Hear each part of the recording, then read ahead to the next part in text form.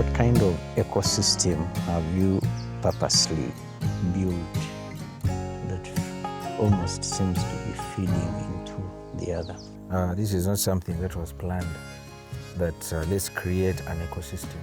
I keep telling my wife that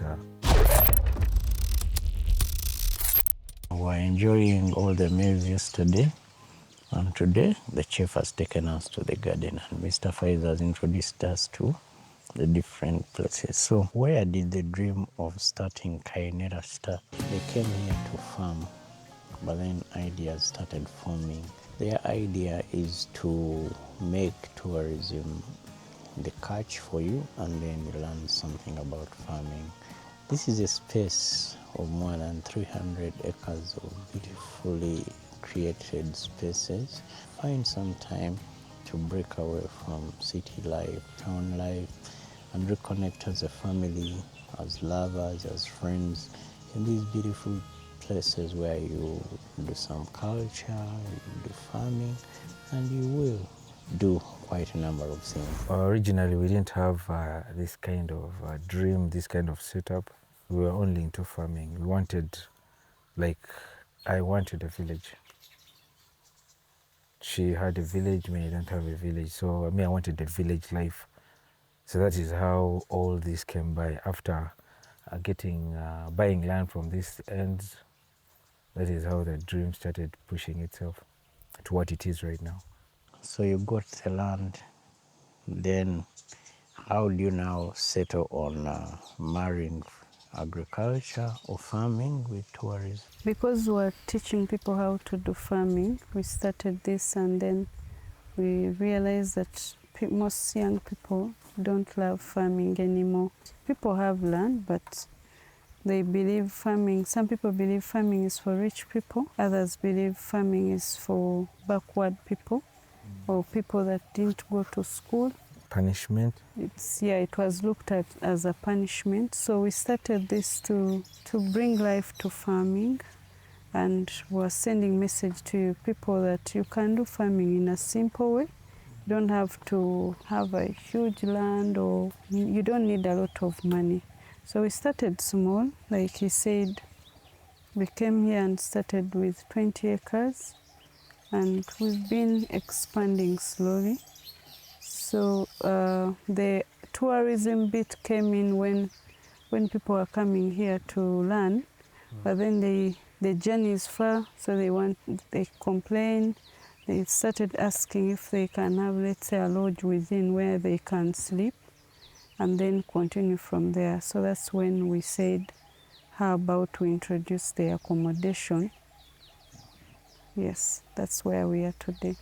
People come around and tell us, hey, there is really an ecosystem running around here, but we couldn't see it. We just put up something. We didn't know we're creating an ecosystem. But we thank God for that eventually, that is what has come out. For example, all the organic waste, the food, maybe the fruits have gotten spoiled. There is where we dump it, and it creates lava for fish, birds. So we are not throwing things, but we did that without knowing. We just put up something. We're like, no, we need, how can you get more proteins into this? And they told us, no, you can buy the BSF, black soldier flies. They eat organic matter. And that's how the organic, the waste went to that. We no longer have to throw away things which have gotten rotten, maybe in the gardens or something of that kind. The wood, as you saw the wood, we got that wood, you saw it was almost waste, but we created something, and that came by because of how expensive wood is.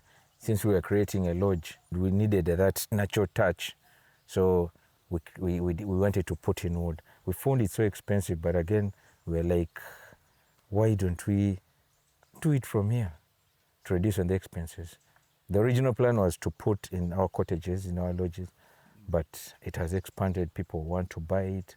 I would want to have a wooden sugar bowl. We are looking at a journey for a gastronomy journey. Starts from the garden, but eating a health meal it's not just about farming only. It's a journey up to the final table.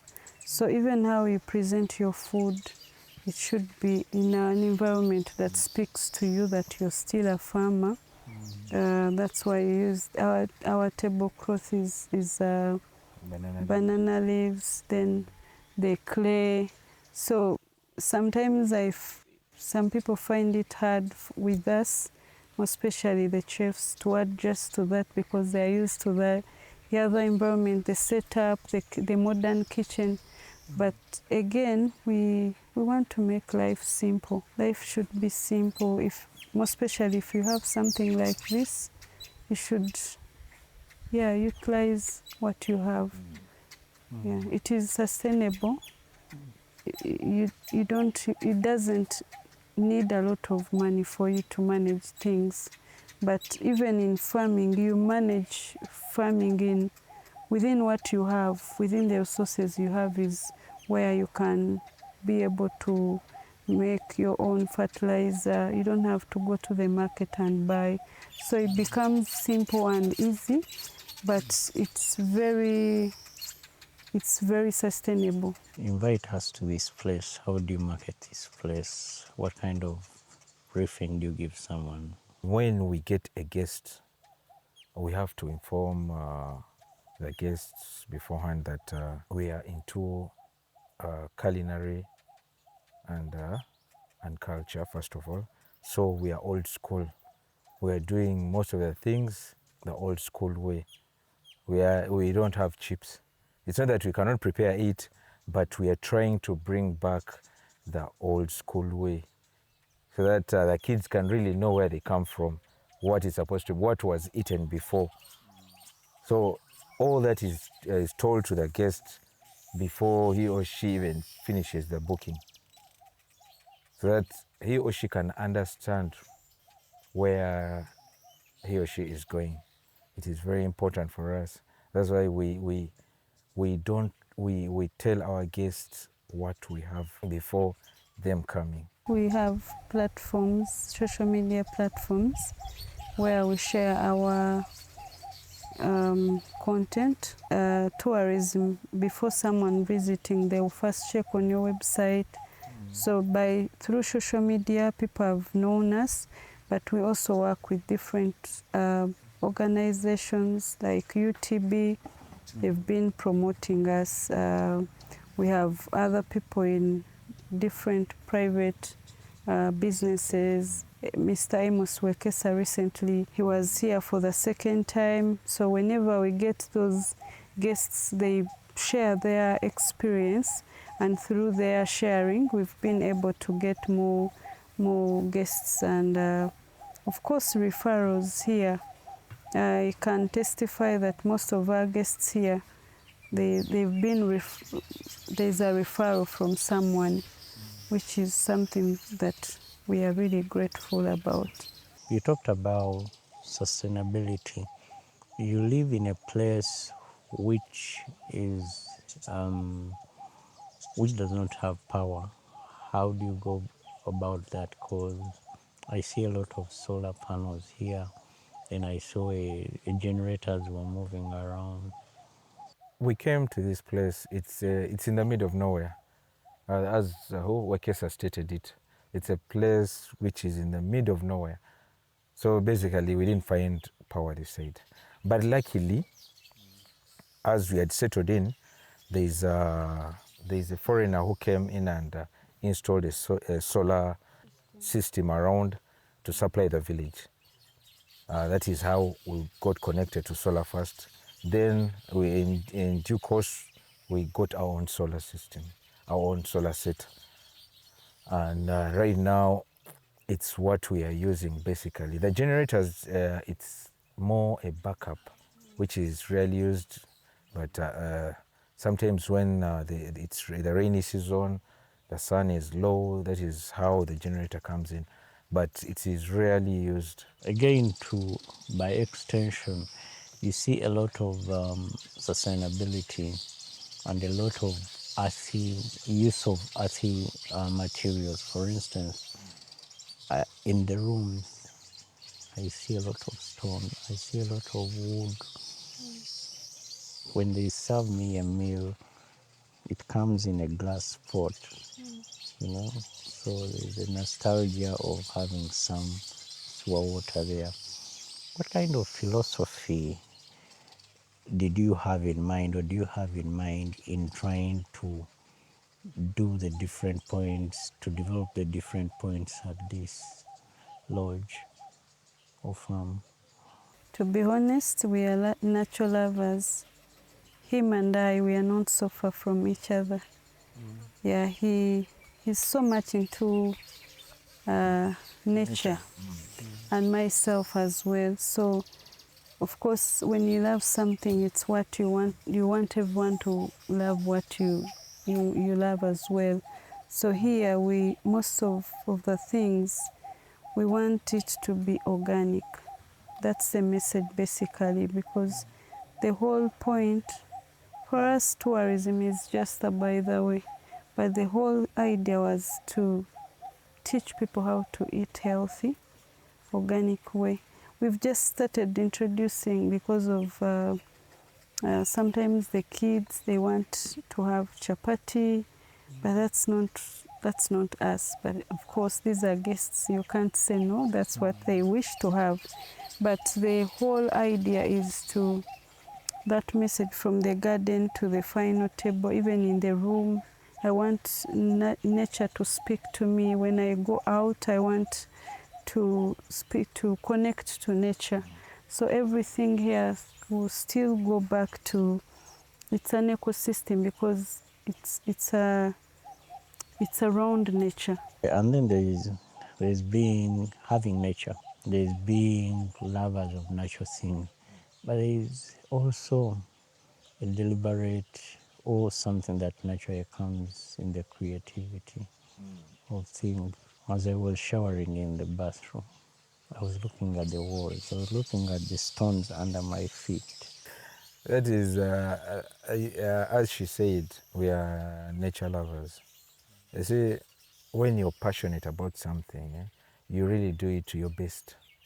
To your best. That even if someone, especially nature, to me nature is it's a connection to everything. I don't think there's anyone who doesn't love nature. So when we are doing this, it's passion. Passion can give you a different picture, complex way of doing things. And that's why you, as you said, when you're showering, there are stones, the wall. At the end of the day, you connected. You manage to see what is there. That's already a connection to nature. Because if you're not connected, you wouldn't see anything. You'll just go in, shower, and get out. Just like any other shower. But you saw the stones, you saw the wall, you saw everything that's nature, and you fell in love with the place. That's the beauty of nature. So the passion we have gives us those ideas to do something so beautiful that even us, when we stand, we are like, wow, this is really amazing. We also want to be unique in a way that if someone is here, like for example, where you had breakfast today, it should speak to you that you're at the farm. Yeah, so we believe that people have really seen things, so there is nothing much that you're going to show someone that has, people travel every day. So if they come here and it's simple, somehow it's better than doing that too much thing that sometimes you can't even afford.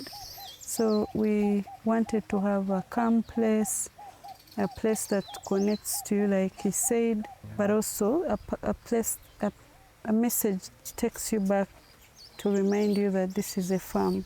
And a farm which has a very strong cultural connection. Yeah, true. Today, we interacted with the Ankole lady. I learned a lot of things about Ankole and specifically the Bahima and the people. And just next door, there's the Manyata. So expound on that love for culture. So we were like, let's put up something. Let's centralize cultures around here. So far we have done two, but we are adding on cultures. And culture is something very strong and beautiful to connect with. 'Cause if you learn about someone else's culture, you understand how we coexisted all together. That is the only time you can really understand how we can we've been coexisting together. So we introduced the culture system because we ourselves wanted to understand other people's culture. I needed to understand the Karamajongs. We drove with her, we went to Karama just to know their culture, just to understand how beautiful it is and how respectful it is. So that's why we came up with that idea that, let's put up cultures. Also, us, it's going to help us, our kids, it's going to help us and our kids to understand the different types of cultures in Uganda, which is so paramount. Because we are now into agrotourism, we were looking at how we can add activities, maybe for a guest who is coming here. What are they able to see when they're here? What else can we add on the farming? Not everyone is interested in farming, but probably you're interested in culture. Or maybe someone who is coming all the way from, let's say, Germany or somewhere. They might love to do birding, but also if they find cultures, different cultures, that would be nice for them to also go back to their country knowing a few things about us. So yeah, we're looking at what else can we add on the farm, because also cultures are not so far from farming setup. There's so much around cultures. They connect so much with farming, the story behind our foods. That's when we came up with an event called Farm Fest that we do, telling a story around our foods. But there's no way you're going to tell me a story of let's say, sorghum if you're not a farmer. So, and of course, if you don't know much about your culture, you won't know much about sorghum. So those two are close, and that's when we said we need to add more cultures here. You are a business couple, business partners, and lovers as well. How do you complement one another? Me, to be honest, I keep sharing with guests that come here. I believe if you a couple that connect and work together, you can do things that money don't buy, because you disagree together, you fail together, and then you stand again together. So for us, we don't have a blame game here, because he brings something. We have those fights. Maybe he wants, those health fights, yeah? He wants to do, let's say, that, and I'm like, no, not there, here.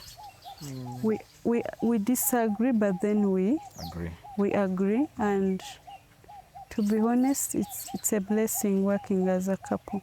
Yeah, she has said it all, and working with her, it balances everything, because we are gifted, I will say so, that she loves nature, I love nature. What I love is what she loves. As she said, these arguments come in, but they're healthy arguments. Like, she might know something better than me, and also me, I know something better than her. By the end of the day, we connect. Because all what you've seen here, it is me and her. But again, to be sincere, if it's in percentage, she's 80%. She's the creator. She's the creator of all this. Yeah. Beautiful things. Yeah, she's the creator. Also, something else that caught my eye was your pool is not conventional. It's round.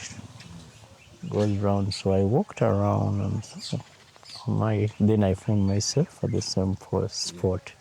Why did you choose it to be like that? And then in the middle, we enjoy ourselves at dinner, at lunch. We had ideas, both of us. She had the plan of putting it, like creating an island, and this originally is supposed to be a juice bar. This place, people come, they're swimming, take juice and stuff. So she had an idea. She was like, no, let's put something up, maybe where we can have an island, people will be sitting. And she had a picture of the type of swimming pool she wants. I'm like, no. If we put this only, where will the kids go? She's like, no, we're going to divide this pool. We put where the kids will be, then the adults. So I had my own. I had the other one for kids. She had this one. So we were like, well, let's not argue about this. Let's combine it. Let them do for the kids and connect it for the adults at once. So it becomes round. Yeah. That's how it came up to be all this. So you're promoting people to move as couples and family. Mostly as families, because the place is mainly centered for families, to connect. That's why you see, you've not seen any TV around. Though we're being pushed to put TVs around because as men, we want to watch football at the end of the day. But we created this so that people can bond. As you saw the sports center, you play with your son, you play with your daughter. That bond, that people can come together in a peaceful environment. When we are doing this, we didn't look at money. We did something we love. As I said earlier, we have testimonies. People coming all the way after, when they reach here, they come down. You saw the road, how bad it is. But they come here and tell you, if I had not paid, at first I had this mind, if on the way, if I had not paid, I wouldn't come. But because there's so much love around here, when people come in, they connect, they don't even want to go. That's the beauty of Kaynela. There's love. It's not money-oriented, it's love. I remember when we were starting here, me, I was very worried. I looked at the road. There's nothing that comes from Kayunga, to be honest. So, most of tour operators, when they are doing their itineraries, they are looking at, if I come to Kaynela, where else can I take the guests? So I was a bit worried. It's like, why would someone come here? So he said, me, I don't care. Even if it means me sleeping in one cottage today and I shift to another one. So to be honest, for him, when we were doing this, me, I was worried about the money, because you're investing, but then what is going to happen in case it doesn't work out? He didn't look at that. He said, no, let's just put something here. Whatever comes, if it doesn't work, this will be our retirement home. So yeah, that's where it's coming from, the money is. And then you wanted to teach people about farming. Are you people farmer teachers? We are very passionate about farming, more especially. She's a farmer. Me, I'm passionate, but I'm not a farmer. I'd never done farming since we don't have land for that. And that's the reason why we bought this site. I wanted to do farming. That was the first thing, to do farming. But me, it's not that I'm a teacher of farming. I just love farming. Though she's a farmer. So me, what was bothering me was how people look at farming. Yeah, I didn't believe in what people think about farming, because I grew up with my mother who were doing farming. That's all I know. So telling me that I need 100 million to start up a farm, for what? You start small. You don't have to have a lot of acres for you to achieve. It is from that small thing that will make you expand.